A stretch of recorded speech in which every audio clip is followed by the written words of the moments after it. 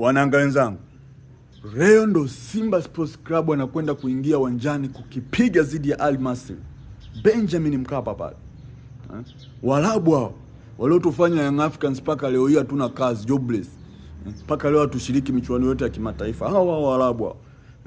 Tulishindwa kupata goli moja tu Benjamin Mkapa ili tuweze kuingia hatua inayofuata. Hao Walabu walitushikia bomba. Leo mnyama anakwenda kukipiga nao hapo. Badala sisi kama Young Africans tuwape support Simba Sports Club, walejeshe heshima ambao sisi tulishindwa kuirejesha, heshima ya taifa, heshima ya Benjamin Mkapa. Ndio kwanza tunajifanya sisi Waarabu. Goli moja tu tulishindwa kuliweka pale Benjamin Mkapa, lakini leo hii tunajifanya tuna midomo sana. Kwa hili kosi naloliona kwa mnyama Simba Sports Club, na hasira walizomtia mnyama kule kwao Misri, Benjamin Mkapa anatokaje Mwarabu leo?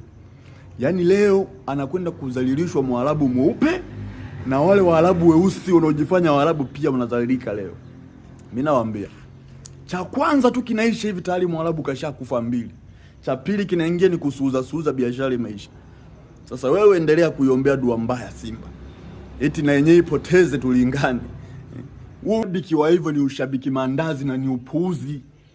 Mpira hauko hivyo. Sisi wana soka, wana football hatuko hivyo. Sasa wewe endelea kukalia ujinga na upuuzi kama ukumuombea Simba mabaya. Simba natoboa.